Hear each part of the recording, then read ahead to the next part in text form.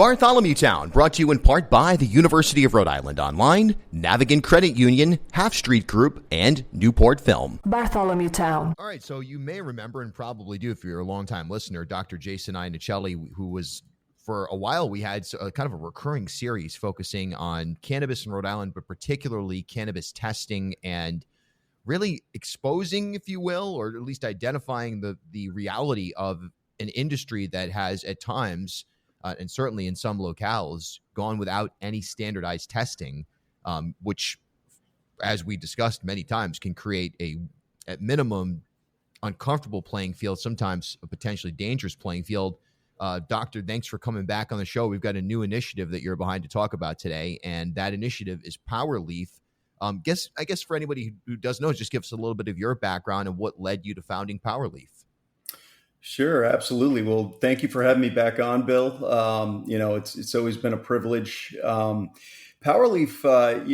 anyone that had tuned in earlier on kind of got a little bit of a glimpse at what we were doing. The group that I'm with, we entered the space in the cannabis industry in the lab testing sector. And that was mainly because of the work that I had done with patients out there that were actually, getting their medical marijuana cards and walking into dispensaries and trying to find a product that would best suit the indication that they needed that product for. And what we found, myself as a physician, especially in the oncology realm, when patients started thinking more about treating symptoms and improving quality of life, as opposed to, looking at these treatments that could be very, very potent, damaging the liver further. And, eventually they get to a point where, you're treating their tumor, but you also have risk of compromising their liver function a little bit more. In the case of liver cancer patients, they start asking questions about medical cannabis.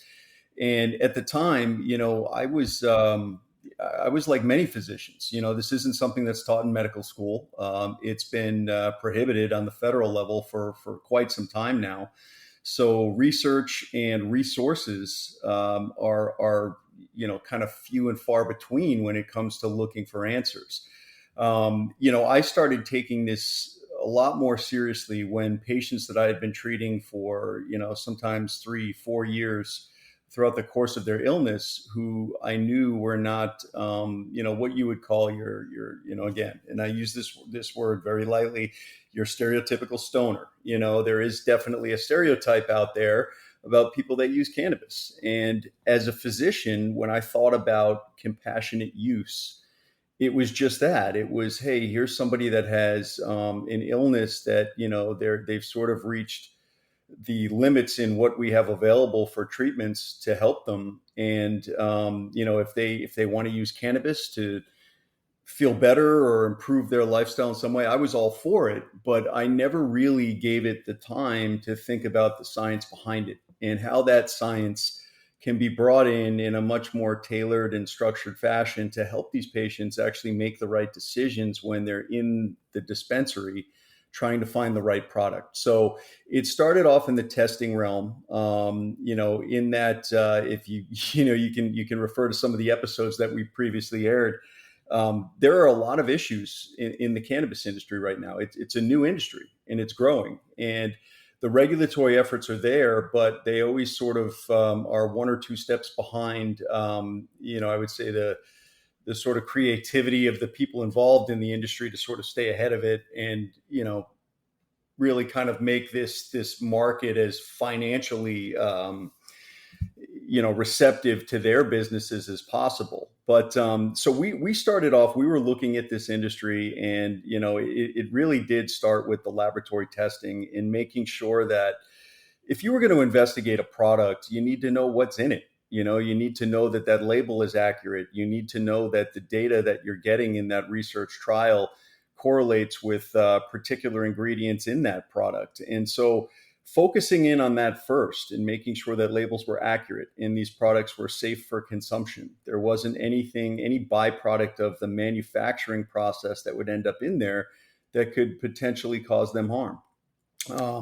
But again, just to get to PowerLeaf, the higher level goal of what I've always wanted to do as a medical researcher was, get more data and insight into the science behind what cannabis does. Right. And PowerLeaf is my sort of attempt at doing that. We've created a product. We're going to talk about it here, but we've created a product that I think it meets the needs of every segment of the industry. It really is that sort of link, that sort of what's the word I'm looking for? The keystone, I should say, to sort of link this whole industry together, make it run more efficiently, and make sure that the industry itself is catering to the needs of the consumers. That we are actually giving them products with information behind those products that they can use constructively to actually make more intelligent decisions about which product that they want to purchase on the shelf. And that's the general gist behind what we're doing here. And there's an element of this that is critical as well, which is that it's a point of sale piece. So, it's not like you're going into a completely separate apparatus for PowerLeaf to be utilized. I guess give us the rundown on exactly what PowerLeaf is and how it works when you're in that point of sale environment. Sure. So, as part of being involved on the laboratory testing side in this industry, we sort of sit in a little bit of a central place. We deal directly with the wholesale side of the market, the farmers or the cultivators that are producing the product. We also deal with the retail side. And of course, there's the regulatory side and then the lab testing side. So we sit right in the middle of how this entire industry functions. And I will tell you that, there were things we knew going into it, and there were things that we discovered throughout that process. Part of what we're doing with PowerLeaf is we are harvesting the regulatory testing data in an accurate sense, with a partner lab that we know is doing things correctly, highest level certifications, DEA certification, ISO certification. We know that the team in that lab is doing things for the right reasons, and they're highly focused on accuracy of the data. So it's an ideal partner for us to start looking at the variety that exists out there in products in the market, and looking at that data as it sort of correlates with the clinical response, what people are feeling when they have these, they ingest these products. So PowerLeaf it was something that I started playing with years ago. I started trying to develop an algorithm that would look at the chemical ingredients in the product and use that actual information in a way where we represented it to consumers so that they could actually understand it. And the whole rally point around what cannabis is, what it does, what this particular product is going to do, it all really focuses on mood chemistry. And, this is something that is not new to science. This is something that has been around for quite some time. The aromatherapy industry has used it for millennia. We also have other private industries like the fragrance industry, perfumes, colognes, working to get certain scents to trigger the brain to release certain chemicals to make you feel a certain way. And so when I started doing a lot of research into this, and it was really my own time that I was sort of putting in just for the sake of being more conversational with my patients, I discovered that there's a wealth of science out there that has not yet been tied together. So PowerLeaf, it's a scientific algorithm, and what it does is it takes the lab results from any given product and it analyzes them in a standardized way to present the consumer with information that they can understand about the likely mood effects that are going to come out of that product. So we talk a lot in the industry about the entourage effect. And one of the things that you're going to hear today is that, look, cannabis is way, way more than just THC. THC is one ingredient. And a lot of people don't realize that. They focus on one ingredient when they're buying a product. But it's all of these other ingredients that are naturally found in the plant that help to shape that overall experience and sort of create that chemistry in the brain that results in that dominant mood state. One other point on that, and just to tie it in, people that have been around the industry for any amount of time at all really have heard words like indica or sativa or hybrid. They hear a lot about THC potency. What you don't hear about is a lot about the other ingredients that are in there that are really, really influential in playing along in that entourage effect to create that mood state. And those are the terpenes. the flavor and aroma molecules that are present in this plant that are also found in several other plants. I mean, I would say it's almost ubiquitous. Plants, vegetables, flowers, everything that grows out there that has a fragrance or an aroma, it releases or produces a lot of the same chemicals or compounds that are produced in the cannabis plant. So the algorithm is really looking at every ingredient. It's not looking at THC only. It's not looking just at cannabinoids or just at terpenes or just at flavonoids. It's all of these ingredients together. And what is that likely to do to the mood state, the chemistry in my brain right now? And we look at this as, let me take a step back here. I mean, you look at the wine industry, for example, right? The wine industry is very complex, and a lot of people don't understand it. It can be bewildering for someone who doesn't know a lot about wines to walk into a wine shop and try to find the right bottle that they want to purchase. And there's a lot of science behind that. There's a lot of higher level education that goes into becoming more experienced with wine. And I look at cannabis as being very much the same way. It is complex. It's more than just one ingredient. So if we can provide a framework where consumers can start to understand more about how ingredients translate into effect, then we're dealing with a much more purposeful market here. We're dealing with product that doesn't necessarily just need to meet a certain benchmark threshold for THC potency to actually get to the shelf. We're allowing consumers to choose what it is that they want and what they need. And then the market sort of follows by giving them more of a selection of those products. Right now, it's very highly focused on THC.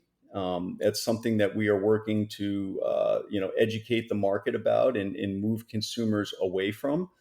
And a lot of that is just that's the only ingredient they know that, it has a known effect, and they're looking for that particular effect, but they are looking for nuances of it.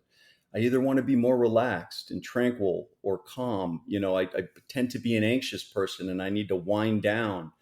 Or I want something that's going to make me more creative, uplifted, maybe a little bit of energy, or hyper focused. So there's a spectrum here. And it's too much for any one consumer to go off and do all the reading and learn about the science themselves. So essentially, PowerLeaf does that.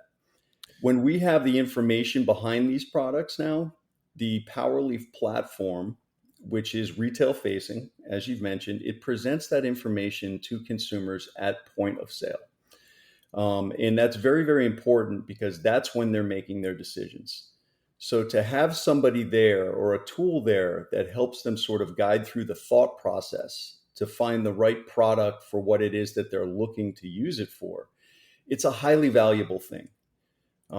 So I'll leave it at that for now. I know we're going to dive into it a little bit deeper, but that's the general gist of what PowerLeaf does. It's an algorithm, but the software that the consumer sees is retail facing, and it uses the outputs from that algorithm to present a dispensary's menu in a different way, a way that you can actually look at it and say, yeah, you know what? These words actually make sense to me.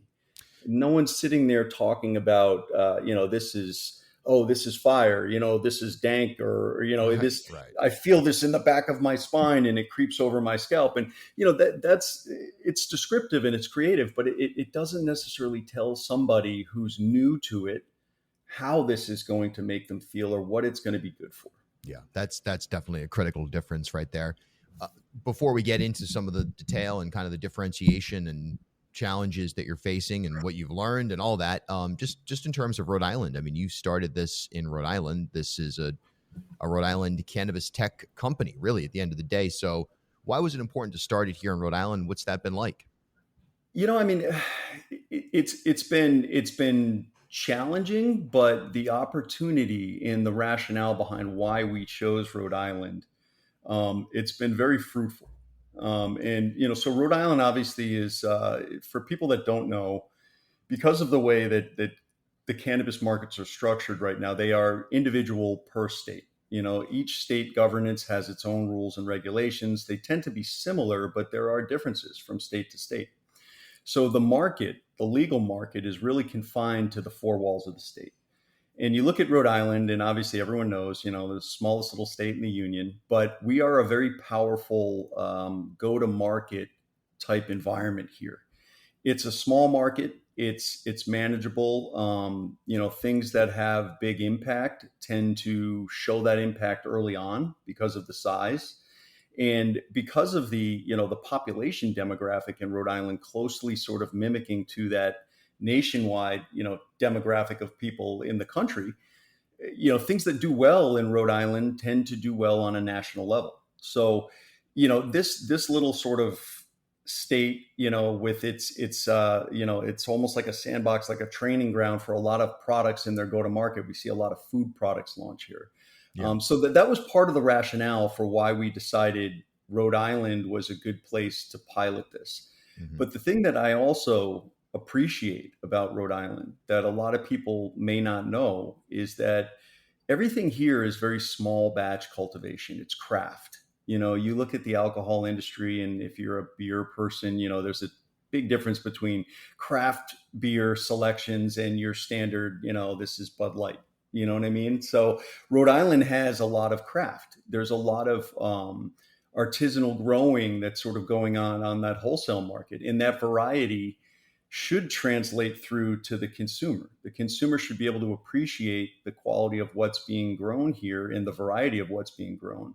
And so by taking those two factors, the nature that there's a lot of variety, there's potentially a lot of confusion in this market, and using this tool to try to sort that out and connect with consumers in a much more meaningful way, that was the chemistry we were looking for in a launch market. And Rhode Island has that. That's definitely something that hopefully leadership hears and understands needs to be cultivated, no pun intended, more and more, because it's happening in real time. It's an industry of not only the future, but a contemporary one. And we've got an opportunity. There's no question. Let's talk about the actual PowerLeaf experience, so to speak. So this is helping consumers, it's helping dispensary staff, and just on a broad basis, ideally, it's helping human beings on the whole.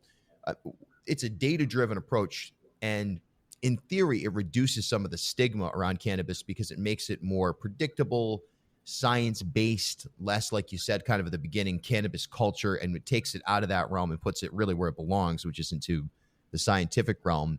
So just sort of your overview on, so far, the industry impact that you've experienced.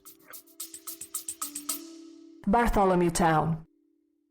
Are you ready to take the next step in your career? At URI Online, they offer business and leadership-focused programs designed to fit your life. Whether your goal is to advance your career in fields like public administration, supply chain management, or training and development, their online programs provide the flexibility you need with a high-quality education you deserve. Learn more from experienced faculty and collaborate with a network of professionals, all from the comfort of your home or wherever life takes you. Visit uri.edu/online to explore programs and start building your future today. URI Online. Learn anywhere with us. Newport Film is celebrating 15 years of outdoor documentary film screenings. Every Thursday through August 28th, new critically acclaimed documentaries curated from Sundance, South by Southwest, and Tribeca screen at ever-changing, iconic outdoor locations across Newport and Aquidneck Island. A beloved summer tradition. Pack your blanket and lawn chair. Arrive early for free popcorn, live music, and filmmaker conversations. Head to newportfilm.com for all details. As Rhode Island's first ever member-owned credit union, Navigant Credit Union has been a staple in the local business community for more than 108 years. Yeah. Today, Navigant is a $3.4 billion institution serving more than 136,000 members across 25 physical branch locations. But since its founding in 1915, the mission has never changed. Navigant Credit Union's team of financial professionals have remained committed to improving the financial well-being of the families, businesses, and communities they serve across Rhode Island. Learn more at navigantcu.org. Half Street Group brings a new generation's perspective to leadership communications, strategic public relations, and digital marketing. Half Street helps organizations and leaders take control of their own stories and manage their reputations. They get results for their clients by focusing on audience, message, and culture, and by leveraging their decade-long relationship with media and opinion leaders in the Ocean State and throughout New England. Join me and Half Street Group founder and president Mike Rea for a conversation every month about news of the day, the hottest media analysis, and a look behind the scenes at how impactful leaders drive conversations. Learn more at halfstreetgroup.com. Well, so the impact, look, speaking from a founder's perspective here, a lot of times founders have a vision. They see something, they see a need, and as that vision unfolds in front of them, that's really all they can see.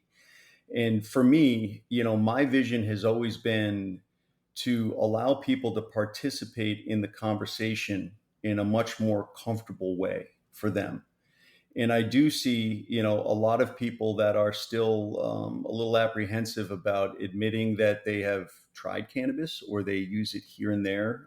There are a lot of people that are making a switch from alcohol because they feel that they can actually get that sort of relaxation effect or whatever effect it is that they want, that they have been leaning heavily on alcohol for, and getting that experience without all of those side effects of the alcohol hangover or the inflammatory response that alcohol causes in the body. So Right.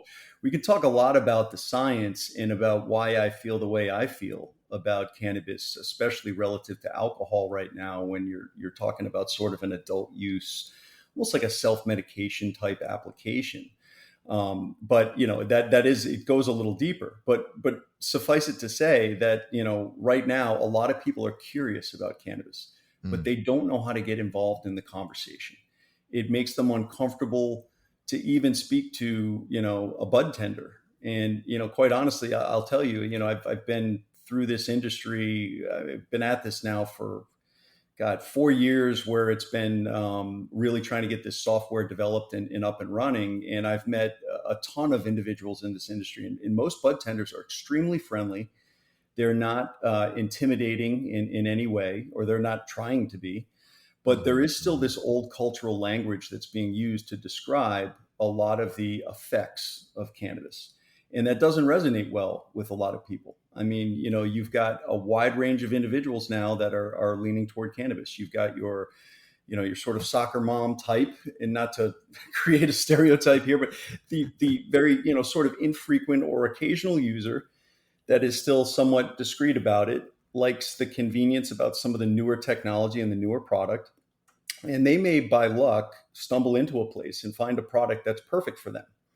And because they are not frequently using it, it could be a couple months that they go with the same product and they're enjoying it on a Friday night or a Saturday night for the purpose that they're looking for. But eventually it runs out and they go Yeah. back to that dispensary and they say, hey, this was perfect, whatever it is. I want another one of these. And unfortunately, the vast majority of the time they get, well, that was last cycle's grow and, we don't have any more. And they say, well, Mhm. can you Mhm. give me something that's just like it? And therein lies the problem, right? Now you're looking at a product or a selection on the menu. You're looking at a bunch of things and you're trying to recall the effects that have been sort of reported along with a strain name, for example. Or you're looking at something like THC potency or a cannabinoid ratio. You're looking at something that's only a part of the equation.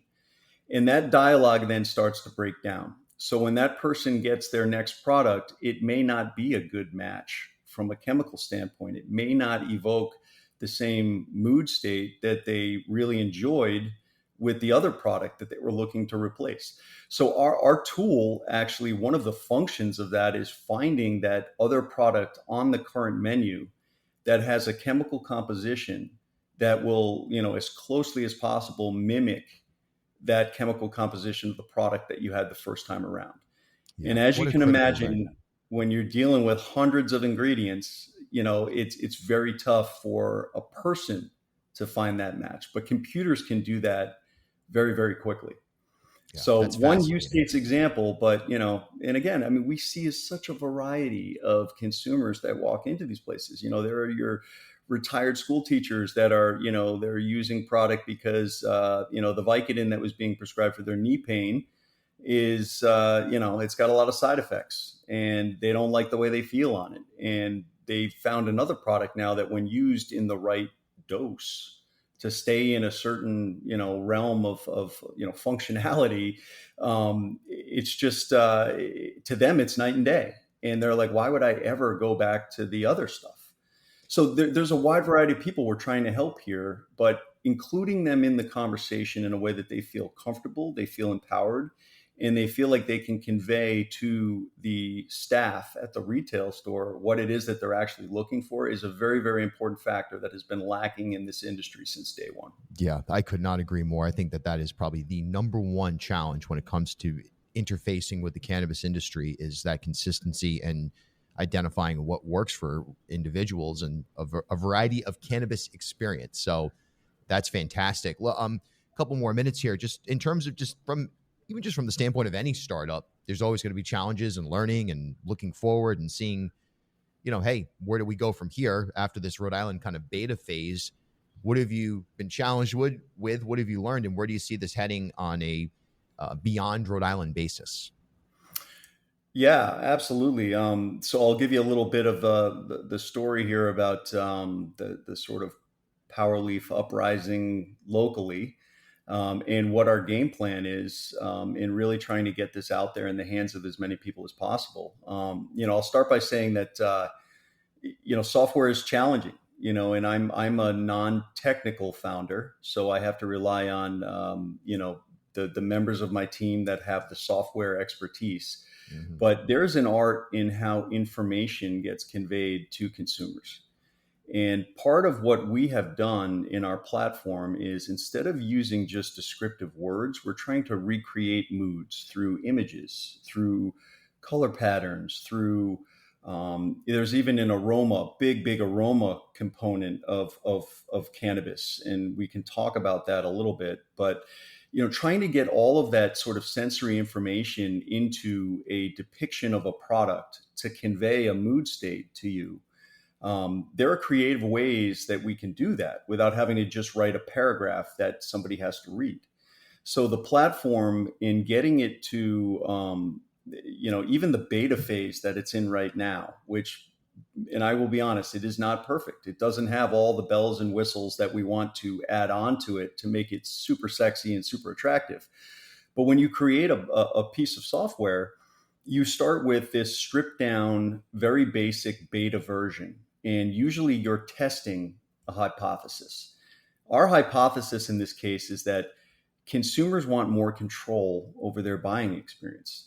They want to express themselves in a better way to the people on the other side of the counter so that they understand what it is that they need and they actually get the right product back, because it just makes for a more meaningful transaction. And that's how retail stores can actually build brands and make consumers feel comfortable.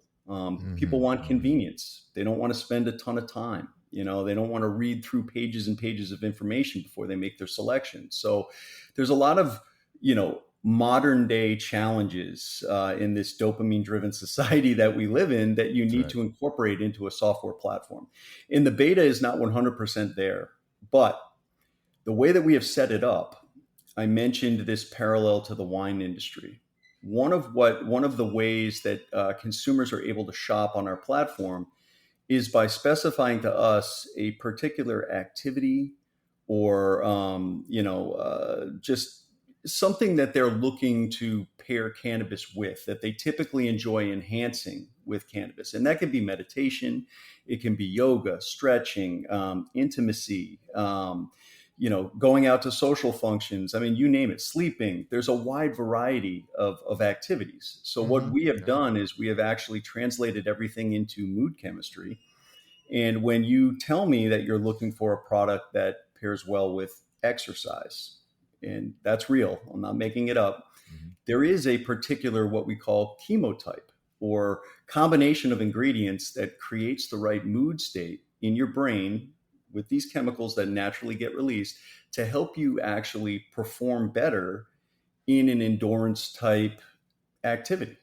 So, by pairing an activity with a product, you're essentially telling us your mindset and your setting.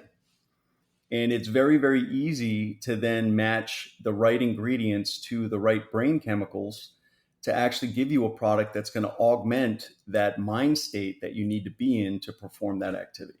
Yeah. And so that is one way that the information, when you get down to, pure ingredients in a product, and you're not even talking about the name, what they're calling it, because some of these names you just, it's not telling, dog poop, Like, yeah, let's grab that one. That sounds like it's a real crowd pleaser. Yeah. But the bottom line is, like, the name is the name, and there's a lot of disingenuity out there that people are saying that a product is something because it tends to be more popular, and the consumer doesn't know, and they grab it and they just they're like, this isn't really the same as the last blue dream that I experienced. Right. So you can see how, like, the communication barrier and the lack of information, not only in the ability of these lab results to be available at point of sale, but also understanding what those lab results mean.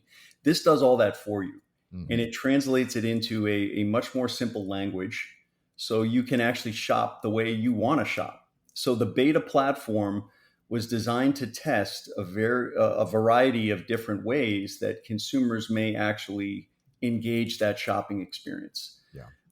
And so, it's out there, but it's been a little bit of a slow rollout. As you know, I mean, tech has bugs; it needs to be fixed.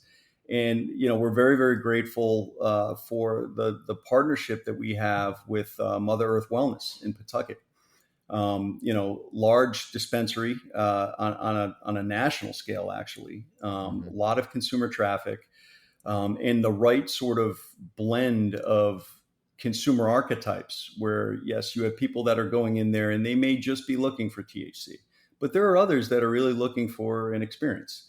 And so we found that this partnership, Mother Earth looked at PowerLeaf. They said, geez, this is fantastic. This is something that we think could really augment the consumer experience in our shop.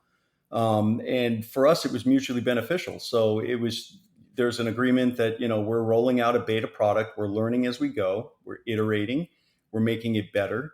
And it's sort of a symbiotic relationship. It's not financial. We're pre-revenue. We don't charge anybody for the service that we provide right now. We're still in this sort of learning to create the ideal version of this product that fits universally. And we're very, very, very close to that. So it's exciting. It's good stuff. And it's definitely something that's helping a lot of people. Dr. Jason Iannuccilli, thanks so much for your time today, and good luck as this thing moves along. Yes, thank you. Bartholomew Town is a truly independent news organization, accredited by Lion, the leading consortium of independent news providers in the country. And we certainly thank our sponsors, Newport Film, the University of Rhode Island Online, Navigant Credit Union, Half Street Group, and many others who have helped sustain our journalism. And we also thank our listeners who have supported us at patreon.com/BartholomewTown, or you can click the little heart wherever you're listening right now. For as little as $3 per month, you too can help sustain independent journalism in Rhode Island.